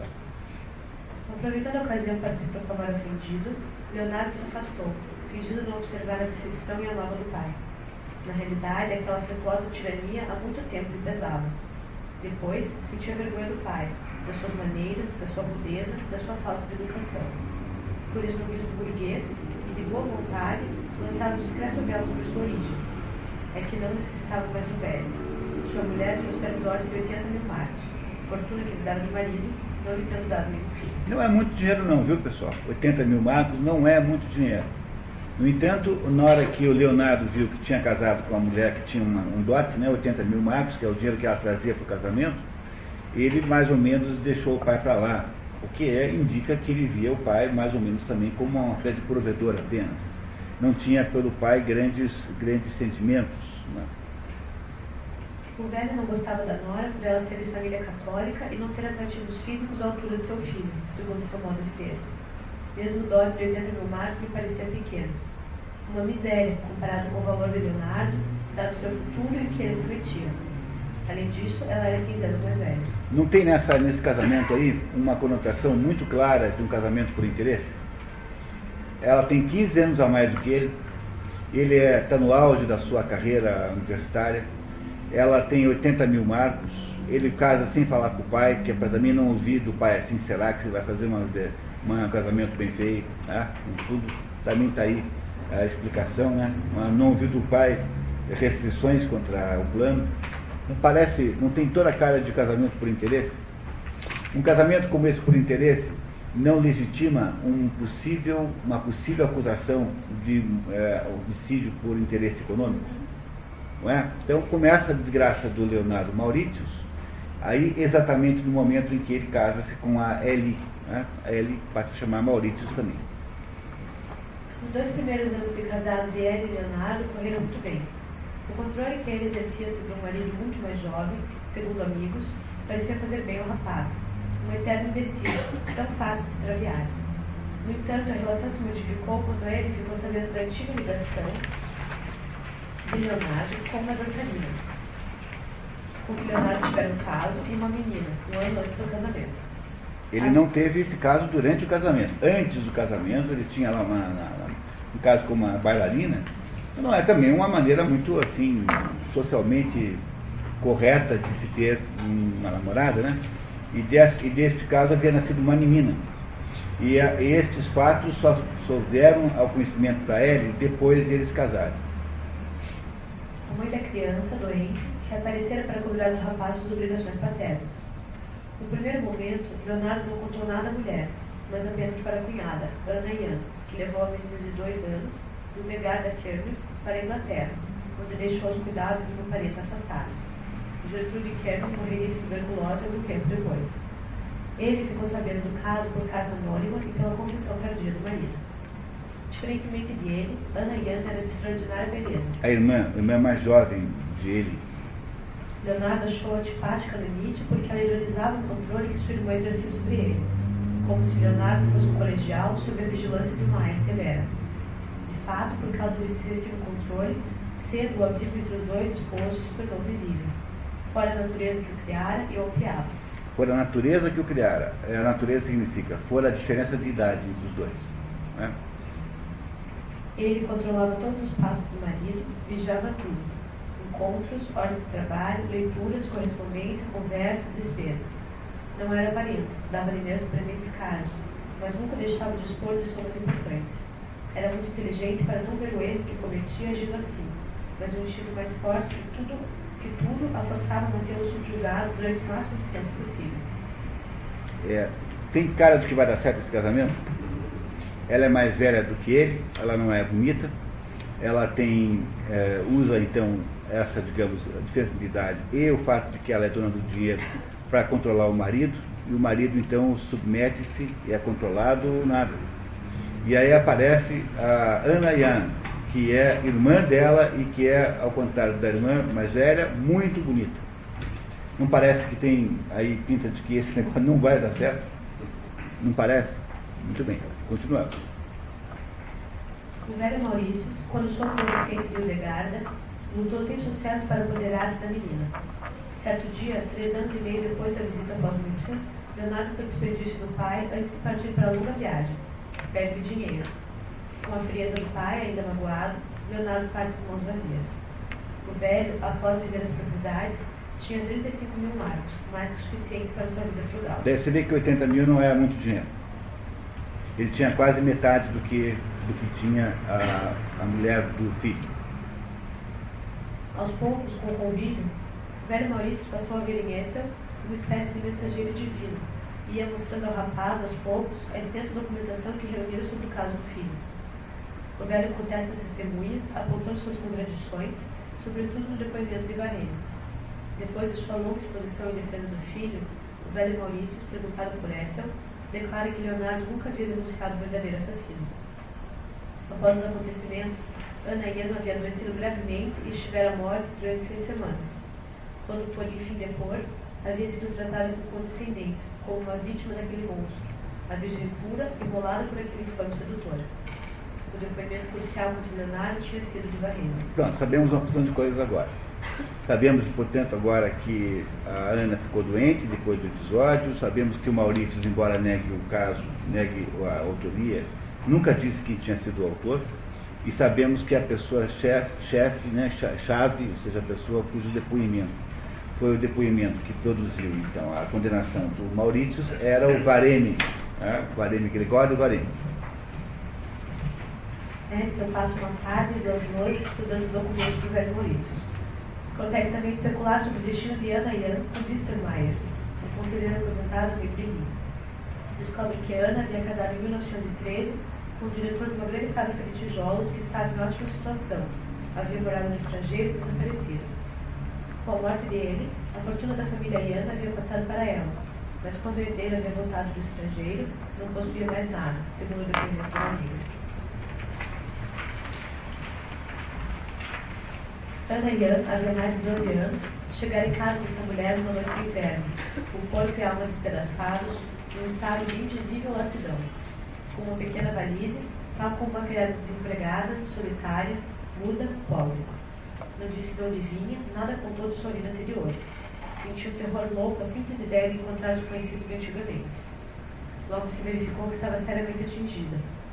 Um dia, como uma convidada de sua amiga falasse, sem refletir, e lembrar do Maurício no seu caso, em sua opinião ainda não esclarecido, tornou-se lívida, pôs-se a tremer e caiu no chão com convulsões que duraram horas. Depois mergulhou num estado de depressão doentia. Num dos episódios, portanto, em que a Ana, depois da sua volta, né, depois que aconteceu o crime, ela some, quando ela volta, ela tenta evitar todas as pessoas que ela havia conhecido antes, e nesse episódio contado aqui, ela tem um ataque epilético quando alguém menciona Leonardo Maurício e menciona a possibilidade do crime não estar exatamente esclarecido. O que vocês acham disso? Podemos concluir que a Ana Jan tem alguma coisa, tem algum envolvimento nesse mistério do crime? É possível, né? Acho que nós podemos pensar nisso. Mais tarde, já refeita, teria se casado com um alsaciano, com quem viveria nos arredores de Treves. Treves é nome português para Trier, na Alemanha. Cuidando de 2 filhos, como se tivesse totalmente esquecido o passado tão sinistro e tão tragicamente movimentado. O prosseguimento da investigação de Edson traz à superfície os mais diversos aspectos do caso, delimitando melhor a participação do Barão Vergassi no episódio e estabelecendo cada vez mais sua importância. Edson decide investigar junto ao velho Maurício o paradeiro de Varene, mas sem achar meio de fazer a pergunta, acaba conversando sobre os últimos momentos vividos pelo velho antes de receber a notícia da sentença de morte para o filho. Varene havia sido visto com Ana e Jan em Clovis, em 1908. Dele, o velho diz que só o diabo sabe o que é preciso fazer para poder retratá-lo, mas dá um quadro aproximado. Varene apareceu na cidade 2 anos antes da desgraça. A desgraça era o eixo, o ponto central dos acontecimentos. E imediatamente pôs toda a universidade no bolso. Quem era ele? Pouco importa, fosse ele um filósofo ou alguma coisa semelhante, um escritor, um erudito. Não aceitou nenhum posto. Talvez não tivesse oferecido, mas, em todo caso, prevaleceu sobre sua independência. Frequentemente pronunciava conferências. Tinha pessoas de muito longe para ouvi-lo. Os professores estavam entusiasmados, referindo-se a ele como um fenômeno. Homens e mulheres o cercavam quando aparecia em uma reunião, completamente enfeitiçados pelas suas opiniões. Apesar disso, muitas dúvidas pairavam sobre a real identidade de Varene. Nunca se soube ao certo de onde ele veio. Há vários ocultistas com esse mesmo quadro de mistério, como o Conde de Saint-Germain, 1707 e 1784, e seu seguidor Cagliostro, 1743 e 1795. Mais recentemente, há também o caso de Helena Blavatsky, 1831 a 91, e de Gurdjieff, 72 a 49, cuja origem é até hoje duvidosa. Esses 4 aí são 4 vigaristas, 4 picaretas, né? Esses 4 aí. No entanto, justamente porque são picaretas muito competentes, são pessoas que são, de alguma maneira, são origem de movimentos esotéricos. Né? Então você pega o Conde de Saint-Germain, que é o picareta dos picaretas, né? É um sujeito que conviveu com todas as cortes da Europa, dizendo que não morria, dizendo que era imortal. Né? Pega Cagliostro ficou famosíssimo por causa daquele episódio que ele organizou, aparentemente ele organizou o episódio famosíssimo do colar de diamantes da rainha Maria Antonieta, foi que acabou deflagrando, né, o desprestígio da própria Casa Real Francesa, que permitiu que houvesse a deposição de 2016. Não é? Essa gente, você nunca sabe de onde é que eles nasceram, eles não dizem de onde é que eles vieram, eles têm uma origem extremamente desconhecida, há várias teorias sobre qual é a origem deles, eles têm um passado completamente inabarcável, ninguém sabe onde que eles fizeram antes, têm dotes e competências artísticas extremas, cantam muito bem, tocam instrumentos muito bem, são bons discursadores, trazem a ideia de que eles são portadores de segredos que ninguém mais tem. É a fórmula do grande picareta esotérico, né? No século XX, que foi a Madame Blavatsky, que enganou o mundo inteiro, que fundou essa teosofia que anda por aí, e o Gurdjieff, talvez o mais picareta de todos, o sujeito. O Rasputin não é dessa turma, porque o Rasputin é só um curandeiro, né? Esse daqui não, o Rasputin não tinha adeptos, o Rasputin era o Rasputin, né? Que é apenas um médico, era um monge que tinha poderes de cura com as mãos, que cuidava do filho hemofílico dos Romanov. Isso era o Rasputin.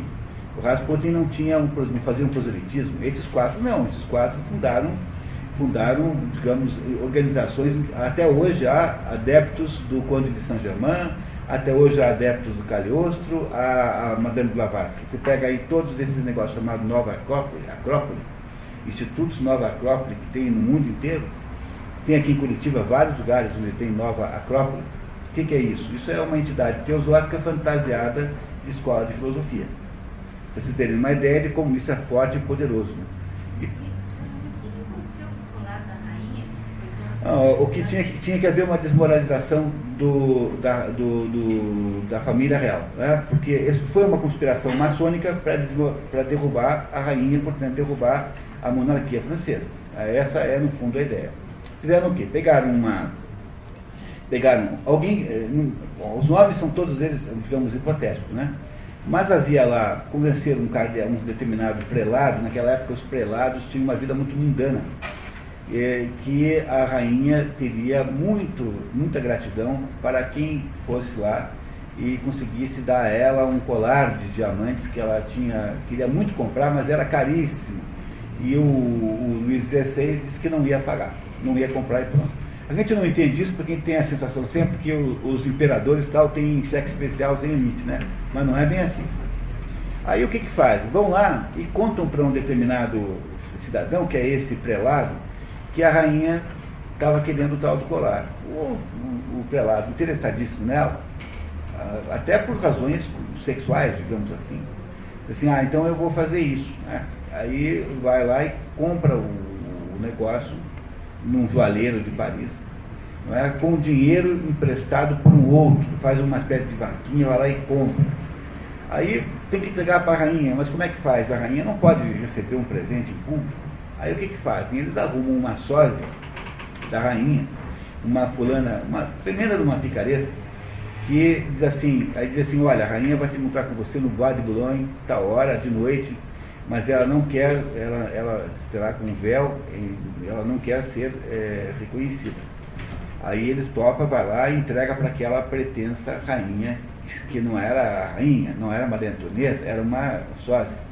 E ela pega aquele negócio e o marido resolve fugir para a Inglaterra, porque aquele colar valia uma fortuna, assim, a melhor peça de ourivesaria que havia na França, ou na Europa naquela época, uma coisa magnífica. Assim.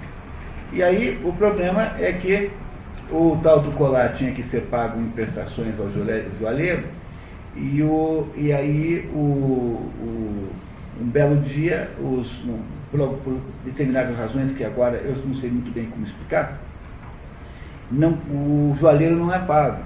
E o joalheiro então vai falar com a rainha, porque contaram para ele que era para a rainha.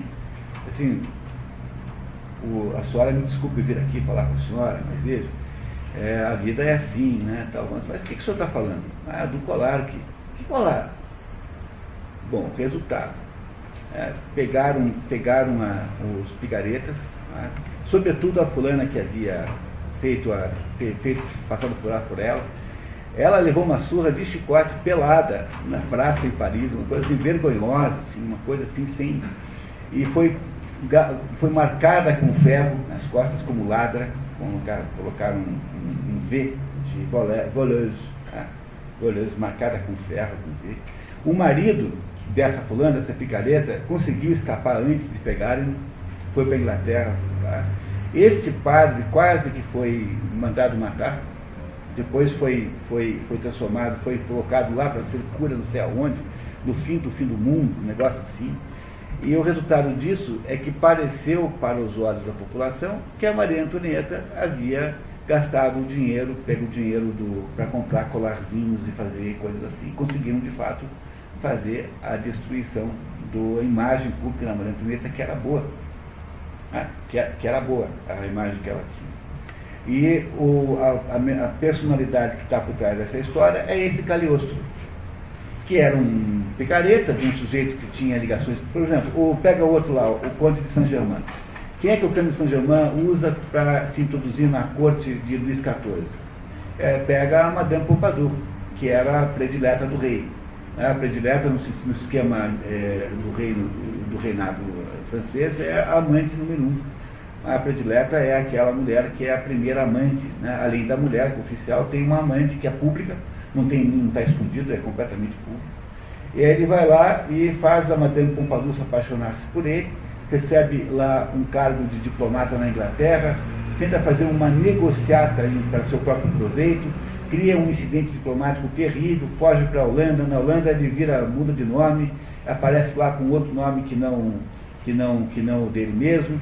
E esses picaretas, então, assim, usando então desses estratagemas, vão mais ou menos se mantendo vivos. Eles são sempre misteriosíssimos, é uma fórmula isso. Misteriosos, ninguém sabe de onde eles vieram, ninguém sabe qual é o seu verdadeiro nome, ninguém sabe que idade tem. Aí eles começam a criar os factóides a respeito dele. Por exemplo, outro dia, não sei o que foi que disse, alguém ligado a Madame Blavatsky disse que encontrou o Conde de Saint-Germain no boteco em Paris em 1925, que tinha 42 anos ainda. Entendeu? Basta você depois espalhar essa mentira, que há sempre um conjunto de crédulos que vão dizer assim, não, de fato esse homem deve de fato ser um sujeito excepcional. O Conde de Saint-Germain dizia que tinha pedra filosofal. Aliás, eu estou preparando um curso para um dia poder dar, pegando todas essas figuras de natureza esotérica, explicando um por um, fazendo uma espécie assim de botar esse assunto em pratos limpos, porque é inacreditável a quantidade de picaretagem que julga que está em torno dessas pessoas, Enfim, essa foi a história, foi uma conspiração maçônica na qual esse Cagliostro esteve envolvido até o pescoço, para desacreditar a família real, permitir então que houvesse a Revolução Francesa. De fato, foi o que aconteceu. O episódio do colar da Maria Antonieta é um episódio central no processo da Revolução. Central. Foi muito bem urdido, muito bem feito, com o objetivo de desprestigiá-la completamente. Ela passou para a história como sendo uma mulher fútil, má, que diz assim, se não tem pão, por que não come brioches? Não é? O que, aliás, ela nunca teria, coisa, aliás, que ela nunca teria dito, no entanto, passou para o folclore histórico como sendo uma afirmação da Maria Antonieta, e que não é verdade, né? Não é verdade. Bom, enfim, esse bareme aqui parece com esses trapaceiros e vigaristas históricos que sempre tem uma certa conotação esotérica, né? Como os 4 citados aqui.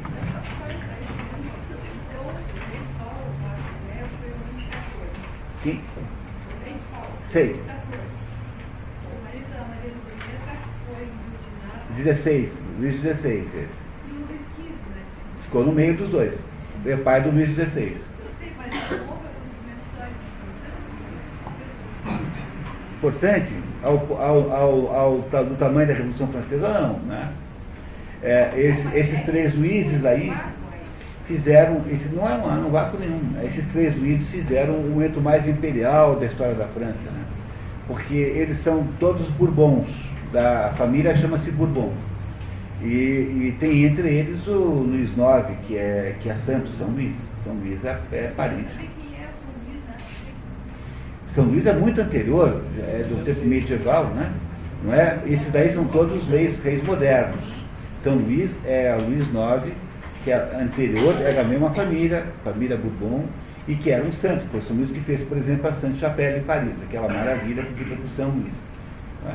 E daí nasceu uma França imperialíssima, que é essa França do reinado francês, nunca foi império, você nunca foi império, era um reino muito grande, de que houve essa, digamos, esse trio de grande importância, sobretudo por causa do seguinte, porque esse trio, digamos, constituiu-se em torno do castelo de Versailles.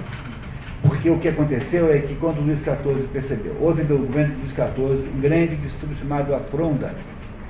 Nós até falamos um pouquinho nisso aqui quando vimos o Tartufo. O que é a Fronda? A Fronda foi uma rebelião que os nobres fizeram contra o governo. O governo, na prática, era de Richelieu, porque Luís XIV não tinha idade para governar. Não é? Depois, quando Richelieu morre, quem assume o governo é o cardeal Mazarin. E o cardeal Mazarin domina a França há muito tempo. O cardeal Mazarin organiza, portanto, uma espécie de tentativa de conter os nobres. E os nobres se rebelam e há uma confusão danada, com briga e tudo, que durou anos, chamado La Fronde. Quando Luís XIV finalmente assume o poder, depois que já é maiorzinho, ele diz assim, olha, sabe como é que eu vou fazer? Eu vou pegar todos os nobres e vou botar para morar tudo aqui junto comigo. E esse é o conceito do castelo de Versailles. O castelo de Versailles era um modo que o rei da França tinha para aprisionar os nobres todos na campanha, né, no campo, de modo que eles não ficavam conspirando em Paris. Todo mundo morava lá, naquele castelo gigantesco, e aí todo dia tinha quem? Tinha uma peça de teatro, tinha um concerto. Quer dizer, aí foi o momento em que a França, a Casa Real Francesa, foi patrocinadora de todas as artes, tanto Molière, como Corneille, como Racine, esses três no tempo de Luís XIV ainda. Como Lully, por exemplo, na música, eram todos artistas que eram financiados pela coroa. E criou-se então aquele esplendor em Versailles, que era justamente uma maneira de não deixar os nobres conspirarem sozinhos longe dos olhos do rei. Luís XV fez um governo muito sem tumultos, porque justamente foi ele quem usufruiu dessa situação. Luís XVI é que pagará todo o preço do fausto e da riqueza dos governos anteriores. Não termina porque Luís XVI tem um filho, Luís XVII, que é o Delfim. O Delfim desaparece na Revolução Francesa. Quer dizer, tiram da mãe, uma coisa de uma crueldade tremenda. Conta-se a versão mais leve de todas, que o menino foi posto numa sala escura e foi deixado lá meses e meses e meses, depois foi colocado no sol e foi cegado pela agressividade do sol, e o Luís XVI desapareceu, ninguém sabe dele. Apareceram depois, mais tarde, inúmeros candidatos a Luís XVI, como acontece com inúmeras candidatas a Anastácia, a filha perdida dos Romanov, né? Não é? Aí, com o Bourbon tinha uma ligação, sim, tá? Por casamento, né? Aí o Luís XVI desaparece e aí entra no Luís XVII, né, o Delfim, Luís XVII. Luís XVI é morto na guilhotina, Luís XVII é o Delfim, desaparece, e quando há a restauração então na França, sobe ao poder Luís XVIII. Luís XVIII é o irmão mais novo de Luís XVI. E Luís XVIII reinará por uma certa quantidade de tempo, uns 15 anos mais ou menos, será substituído depois por Carlos X, que também era irmão, porém não tinha o nome da sequência.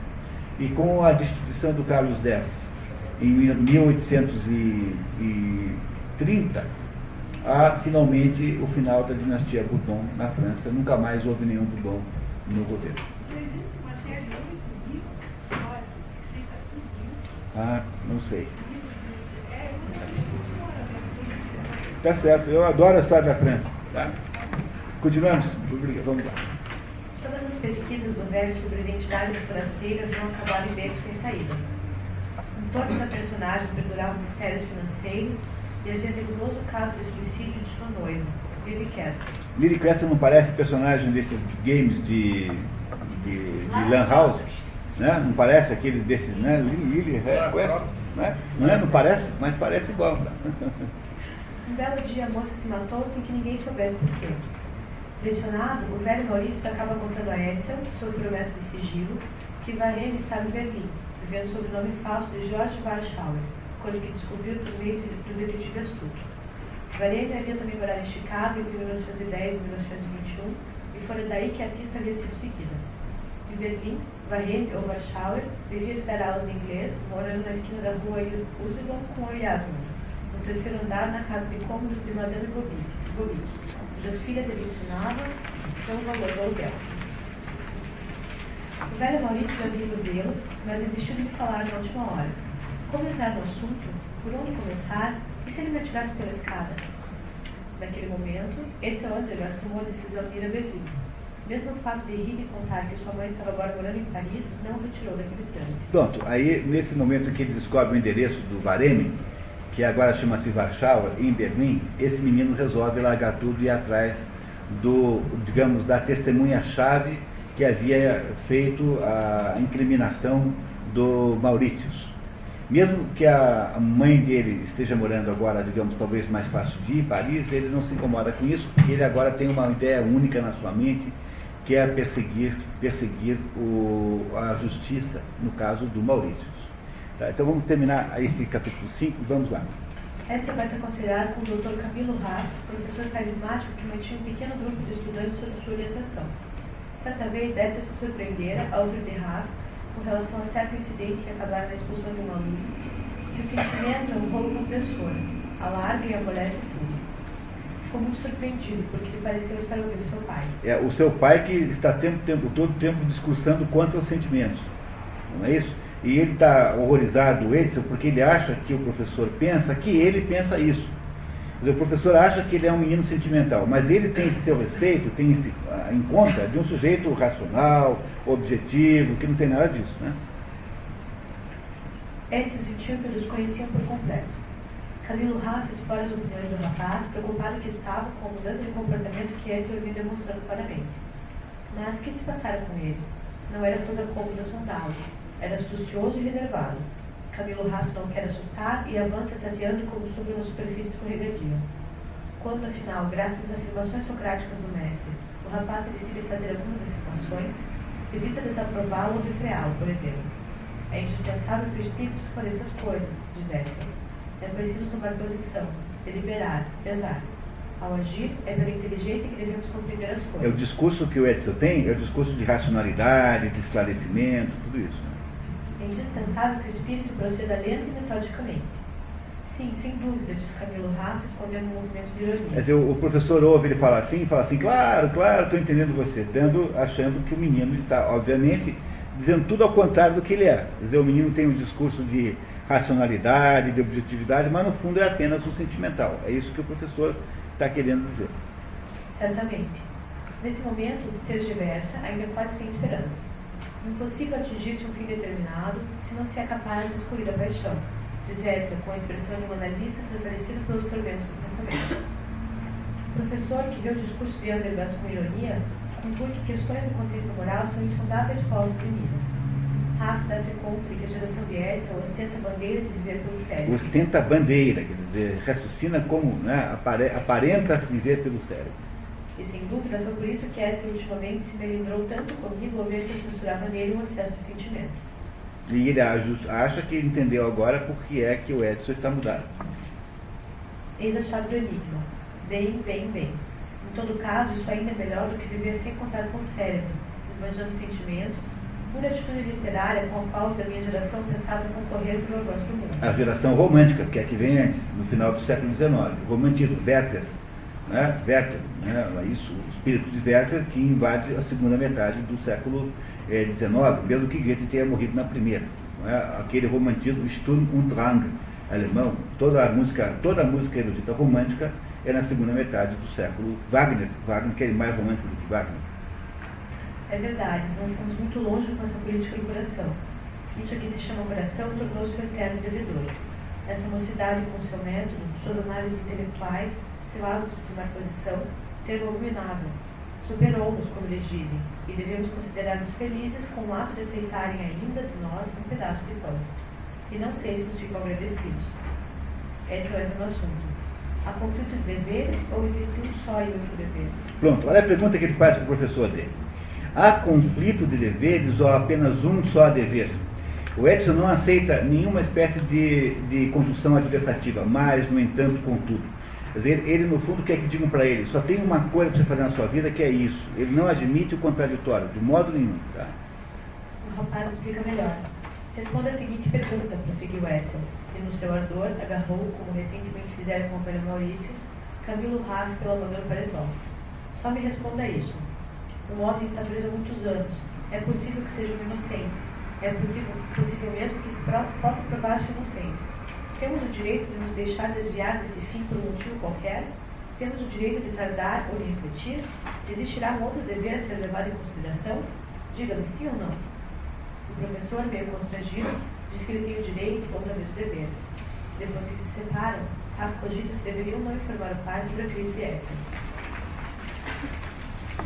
Edson pede à avó 300 marcos emprestados. Apesar do choque inicial e desconhecimento dos motivos do pedido, Cecília Antergast acabou dando ao neto dinheiro, mais da metade de todo o dinheiro do mês. Pronto. Esse menino agora, enquanto nós fomos ao café, esse menino agora vai pegar, já está financiado, tem 300 marcos. Ele vai dar um jeito de ir para Berlim, procurar o Vareme e ir investigar, afinal de contas, quem matou ele Maurícios, para poder, com isso, safar lá, tirar o pobre Leonardo da cadeia. Enquanto o Leonardo, então, enquanto o nosso Edson procura fazer isso, nós tomamos um café e voltamos daqui a pouquinho. Que tal? Gostamos da história aqui?